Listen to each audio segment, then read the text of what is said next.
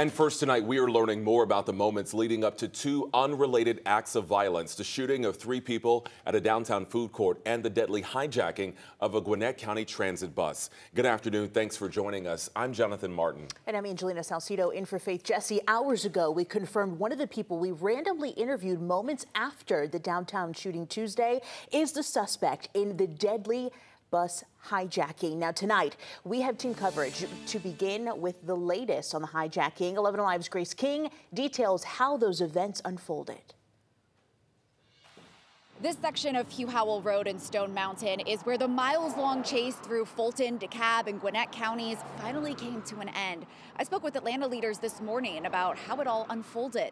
There's not always a game plan for what life gives us. Atlanta Police Chief Darren Shearbaum speaking to the difficulty of a hijacked bus. Sometimes these men and women have to make it up right then, on the fly, to save lives. The Georgia Bureau of Investigation says Joseph Greer boarded a Gwinnett County transit bus in downtown Atlanta and started arguing with an armed passenger. The hijacker disarmed a citizen and then used that weapon to injure a passenger and then used that weapon to force the driver to do what we saw him do. The chaotic ride lasted for miles, defying stop sticks and striking cars as it drove through traffic on the wrong side of the street. You have an individual saying, if you stop this bus, I'm going to kill the driver, which then means that the whole bus could overturn, could run over a ditch or run over a bridge, and everyone could die. Even with flattened tires, the bus continued on.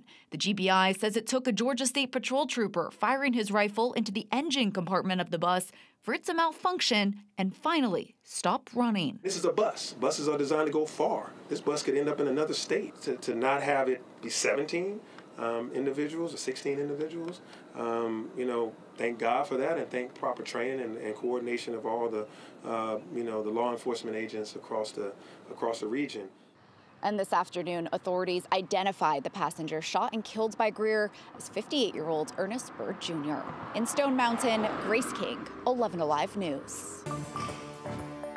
And a short time before Joseph Greer got on that bus, by coincidence, 11 Alive interviewed him because he happened to be a witness to the shooting at the Peachtree Center Mall downtown. 11 Alive's Molly Yoke actually talked to him. And Molly, if you can, walk us through how you met him and what exactly he told you.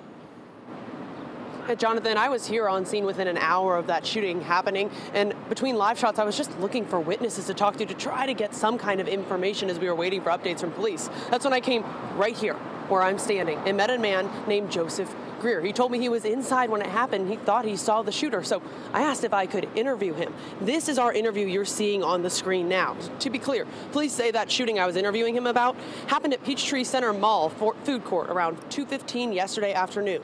Then we interviewed him around 3:45 for only about 4 minutes. At 4:20, the GBI says this man boarded a Gwinnett County transit bus and got into a fight with a passenger and took a gun from that passenger, which then led to a shooting and hijacking. Greer is accused of both hijacking the bus and shooting a passenger. That passenger later died. This is a clip from when I talked with him before he got on that bus. I'm sorry, I apologize. I'm bipolar, let me tell y'all that. I'm on medication for like 2 weeks, but Grady gonna give it to me. So I'm leaving out the thing.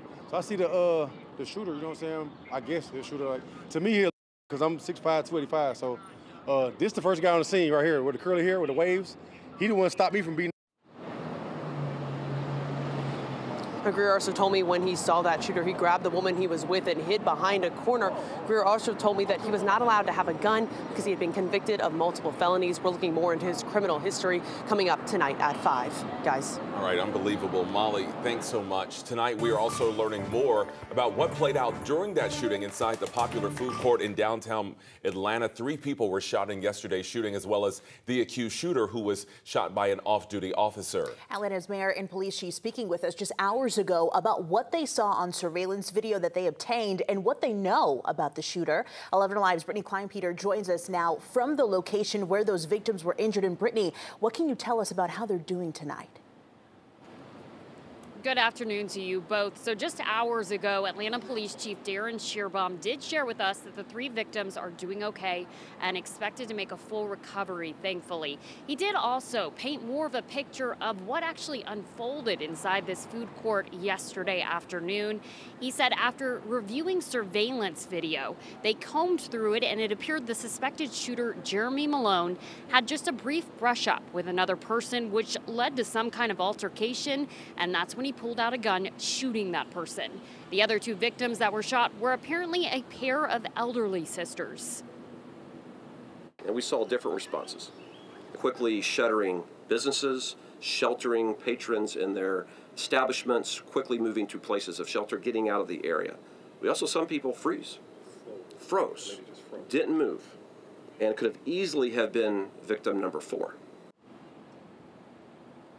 And less than 24 hours later, police were back out here right across the street from where we're standing. They were at the federal building for an alleged bomb threat, and people obviously still trying to process yesterday's events. Fortunately, nothing was discovered, but we'll bring you more from that coming up in about an hour. Reporting from downtown Atlanta, Brittany Kleinpeter, 11 Alive News. Looking for that update, Brittany. Thank you.